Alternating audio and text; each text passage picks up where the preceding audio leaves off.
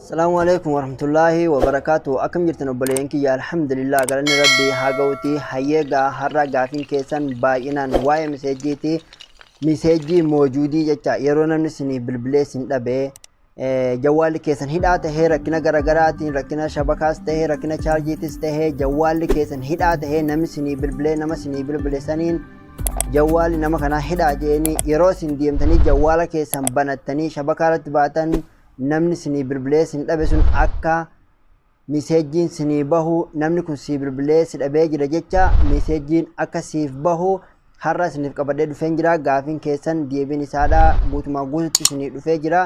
Shari'aa zeeniitii fi shari'aa sawaarratti kan sin jalaa hidhame madura haala itti banattaniin isiniif qabadee dhufeen jira. Duraan durtee obboleeyyan kiyyaa sabiskiraayib sheer laayik godhuudhaan wanta hundumaa nu faana tura nu hordofaa. Fuulduraafis wanta garagaraa barumsa barbaachisaa tahee akka isiniif qabannee dhufnutti gaafii isin nu gaafatanis takka takkaan isteeppiidhaan akka isiniif qabannee dhufnutti nu waliin tura nu hordofaa. Amma gara barumsaatti asuma sanaa dabarsu.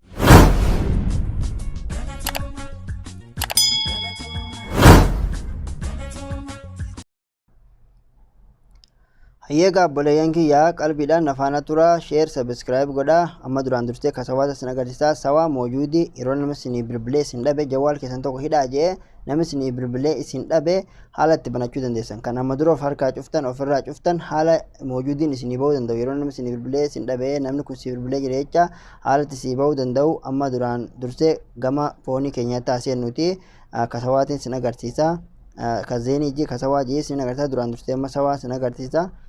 Ni seenna mana bilbila keenyaati yeroo seenne najma jaha lama najma goone afur duwwaa goone murabbaa goona.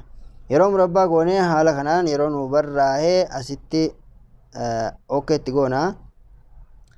Okkeetti goone dhibbaan dhibbatti cuftanii ilaaltanii jawwaala keessan nama biraatiin bilbilame itteeni yeroo bantan alaxuul miseejii nama sanii isinii baha jecha namni kun sii bilbile jecha moojudii kuni kasawaati.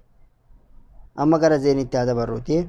Kazeenii kunis najmaa jaha lama najmaa tokko torba duwwaa murabba haala kanaan kazeeniidha. Kuni warroota zeeniitiif.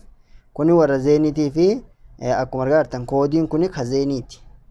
Garaagarummaan isaadha lakkoofsa isa duubara naqame kana okkeematti gootanii jecha. Yeroo haala kanaa sinii ba'e okkeetti gootanii sinii hidhamee jira ja'a cuftanii ilaaltanii waan kana dhibbatti yeroo san deeqama sanitti ilaaltanii dhugoomsuu dandeessan jecha. Dhibbatti haala kanaan banachuu dandeessan moojudii namni isiniif bilbilee isin dhabe karaa laafaa ta'een.